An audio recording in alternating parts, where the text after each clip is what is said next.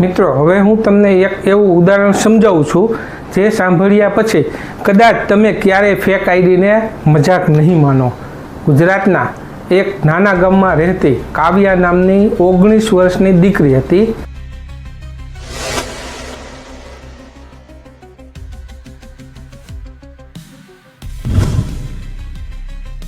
સામાન્ય પરિવાર, સાદી જિંદગી અને પોતાના સપનાઓ લઈને કોલેજમાં અભ્યાસ કરતી હતી.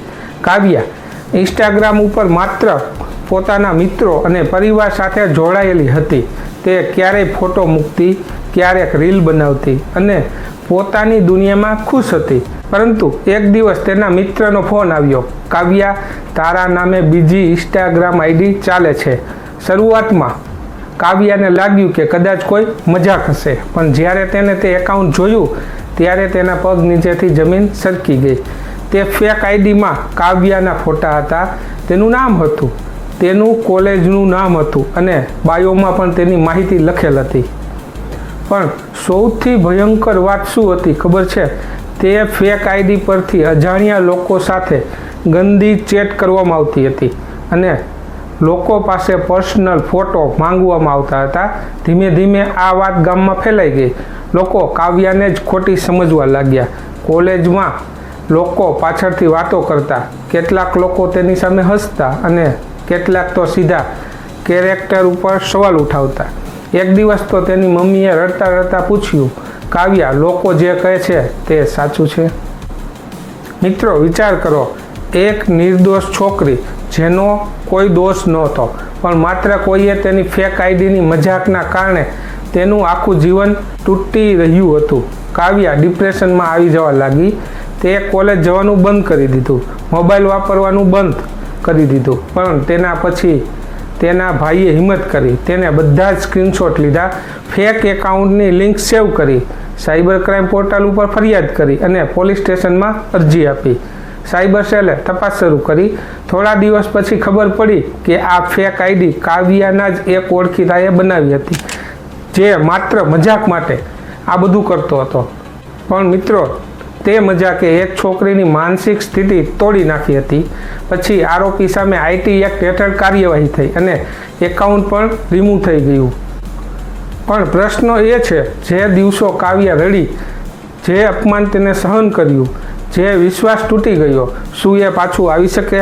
એટલે મિત્રો, ક્યારેય કોઈના નામે ફેક આઈડી ન બનાવો, કોઈના ફોટો પરમિશન વગર ઉપયોગ ન કરો અને જો તમારી સામે આવું થાય તો ડરશો નહીં, ચૂપ પણ ન રહેશો. કારણ કે સાયબર ક્રાઇમ માત્ર ઓનલાઈન મજાક નથી, ઘણા લોકો માટે એ જીવનભરનું દુઃખ બની જાય છે.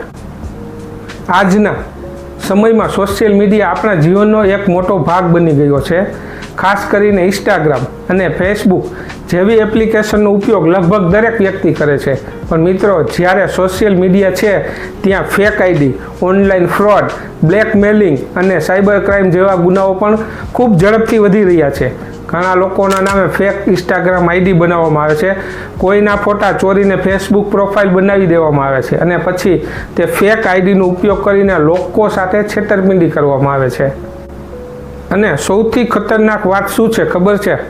ઘણા લોકોને એ ખબર જ નથી કે આવા કેસમાં કાયદો શું કહે છે અને પોતાની સામે ફેક એકાઉન્ટ બન્યા પછી શું કરવું જોઈએ. તો મિત્રો, આજના વિડીયોમાં આપણે સંપૂર્ણ વિગતે સમજવાના છીએ ફેક આઈડી એટલે શું, કયા કાયદા લાગુ પડે છે, પોલીસ ફરિયાદ કેવી રીતે કરવી, સાયબર ક્રાઇમ પોર્ટલ ઉપર ફરિયાદ કેવી રીતે કરવી, સ્ક્રીનશોટ કોર્ટમાં પુરાવો બને કે નહીં અને આરોપીને કેટલી સજા થઈ શકે. તો વિડીયો અંત સુધી જરૂર જોતા રહેજો, કારણ કે આ માહિતી દરેક મોબાઈલ યુઝર માટે ખૂબ જ જરૂરી છે. ચાલો સૌથી પહેલાં સમજીએ ફેક આઈડી એટલે શું. મિત્રો, જો કોઈ વ્યક્તિ તમારા નામે સોશિયલ મીડિયામાં એકાઉન્ટ બનાવે, તમારો ફોટો વાપરે, તમારા બનીને લોકો સાથે વાત કરે અથવા તમારા નામે પૈસા માંગે, તો તેને ફેક આઈડી અથવા ઇમ્પર્સનેશન કહેવાય છે. ઘણા કેસમાં આવું પણ થાય છે કે કોઈ વ્યક્તિ છોકરીના ફોટા લઈને ફેક ઇન્સ્ટાગ્રામ એકાઉન્ટ બનાવે છે અને પછી લોકો સાથે ચેટ કરીને પૈસા માંગે છે. કેટલાક લોકો તો ફેક ફેસબુક આઈડી બનાવીને ફેમિલી મેમ્બરને પણ ટાર્ગેટ કરે છે. અને મિત્રો, આ મજાક નથી, આ સીધો કાયદાકીય ગુનો છે. હવે એક રિયલ જેવી ઘટના સમજીએ. માનો કે અમદાવાદમાં રહેતો જયદીપ પટેલ નામનો એક યુવક છે. જયદીપ ઇન્સ્ટાગ્રામ ઉપર રેગ્યુલર વિડીયો અપલોડ કરતો હતો. ધીમે ધીમે તેના ફોલોવર પણ વધી રહ્યા હતા.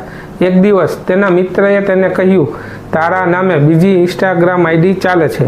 જયદીપે ચેક કર્યું તો ખરેખર તેના ફોટા, બાયો અને વિડીયો લઈને કોઈએ ફેક એકાઉન્ટ બનાવી દીધું હતું. પણ વાત અહીં અટકતી નથી.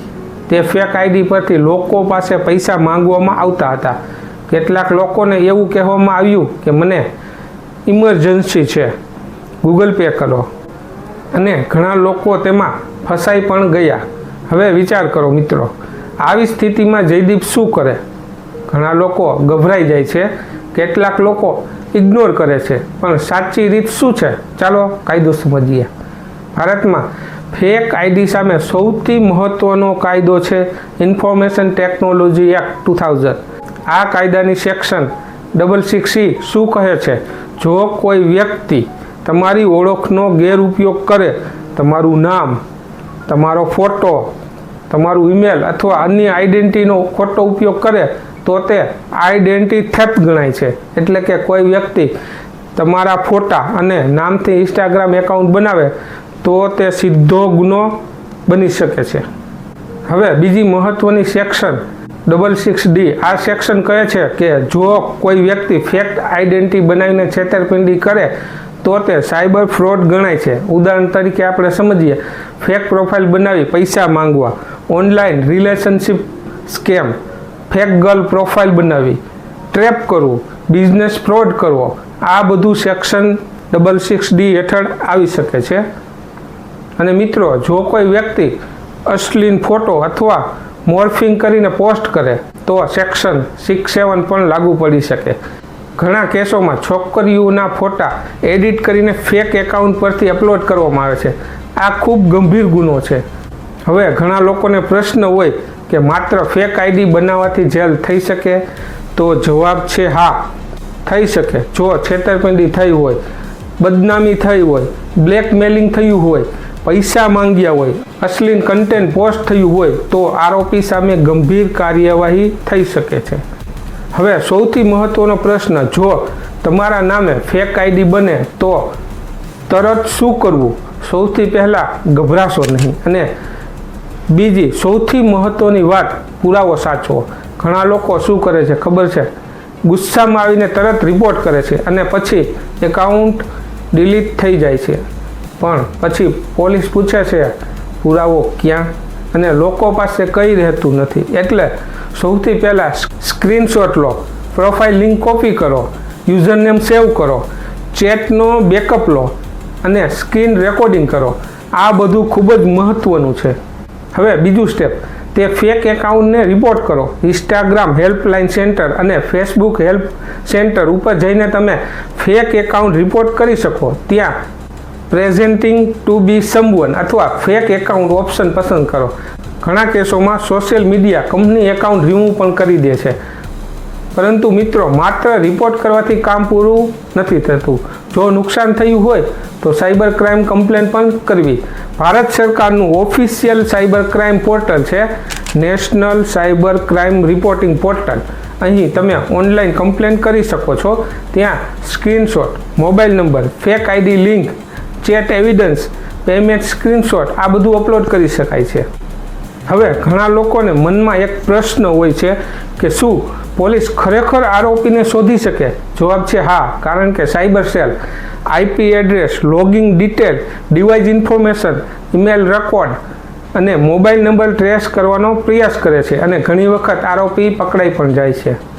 હવે એક બીજી મહત્વની વાત સમજીએ. કોર્ટમાં સ્ક્રીનશોટ પુરાવો બને.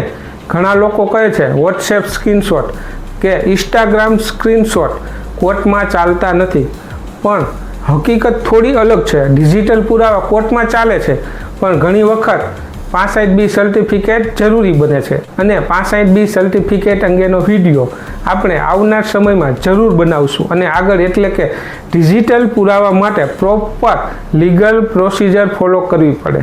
હવે મિત્રો, કેટલાક લોકો મજાકમાં ફેક આઈડી બનાવે છે, જેમ કે ફ્રેન્ડને ડરાવવા, ફન માટે, fake profile, fake girl account, memes માટે ફેક નેમ. પણ આ યાદ રાખજો, જો સામેની વ્યક્તિ કમ્પ્લેન કરે તો મજાક પણ કાયદાકીય મુશ્કેલીમાં ફેરવાઈ શકે છે. ખાસ કરીને છોકરીઓના ફોટાનો ખોટો ઉપયોગ કરવો, મોર્ફિંગ કરવી અથવા ફેક રિલેશનશિપ સ્કેમ કરવો, આ બધું ખૂબ ગંભીર ગુનાઓ બની શકે છે. હવે કેટલાક મહત્ત્વના સેફ્ટી ટિપ્સ. સૌથી પહેલાં, તમારું ઇન્સ્ટાગ્રામ અને ફેસબુક એકાઉન્ટ સિક્યોર રાખો.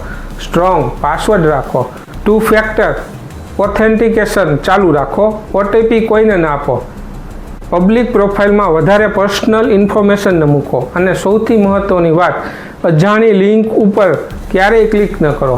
ઘણા ફેક એકાઉન્ટ ફિશિંગ લિંક મોકલીને એકાઉન્ટ હેક કરવાનો પ્રયાસ કરે છે. હવે અંતમાં એક મહત્ત્વની વાત, જો તમારા નામે ફેક આઈડી બને તો શરમાવાની જરૂર નથી. ઘણા લોકો ડરી જાય છે કે લોકો શું કહેશે અને કમ્પ્લેન કરતા નથી. પરંતુ યાદ રાખજો, કાયદો તમારી સાથે છે. સમયસર એક્શન લેશો તો ફેક એકાઉન્ટ રિમૂવ થઈ શકે છે, આરોપી સામે કાર્યવાહી પણ થઈ શકે છે અને આગળનું નુકસાન થતાં અટકાવી શકાય છે. તો મિત્રો, આજના વિડીયોમાં આપણે સમજ્યું ફેક આઈડી શું છે, કયા કાયદા લાગુ પડે, સાયબર ક્રાઇમ કમ્પ્લેન કેવી રીતે કરવી, સ્ક્રીનશોટ અને ડિજિટલ એવિડન્સનું શું મહત્ત્વ છે અને પોતાની સુરક્ષા કેવી રીતે રાખવી. જો આ માહિતી ઉપયોગી લાગી હોય તો વિડીયોને લાઈક કરો અને આવા જ લીગલ અવેરનેસ વિડીયો માટે ચેનલને સબસ્ક્રાઈબ જરૂર કરજો. હવે સૌથી કામના કાયદાની માહિતી આપતા વિડીયો એક જ જગ્યાએ જે સૌથી વધુ લોકો જોઈ રહ્યા છે, જે વિડીયોએ લાખો લોકોનું ધ્યાન ખેંચ્યું છે અને તેમને ઉપયોગી થયા છે, તેમાં તમને મળશે કાયદા અને નિયમોને લગતા એ વિડીયો જેને સૌથી વધુ લોકો જોઈ રહ્યા છે, સૌથી વધુ શેર થઈ રહ્યા છે અને લોકો માટે સૌથી ઉપયોગી સાબિત થયા છે. જેમાં જમીન કાયદા, ખેતીના નિયમો, સરકારી યોજનાઓ, દસ્તાવેજો અને રોજિંદા જીવનમાં કામ લાગે તેવી કાયદાકીય માહિતી એક જ પ્લેલિસ્ટમાં સરળ રીતે જુઓ. જો તમે હજી સુધી આ બધા વાયરલ વિડીયો નથી જોયા તો અત્યારે જ આપણી ચેનલ પર જઈ most views videos playlist open કરો. કદાચ તમારા કામની સૌથી મહત્ત્વની માહિતી ત્યાં જ હોય. પ્લેલિસ્ટ લિંક ડિસ્ક્રિપ્શનમાં આપેલ છે, ત્યાં જઈ અચૂક જોવો. આભાર.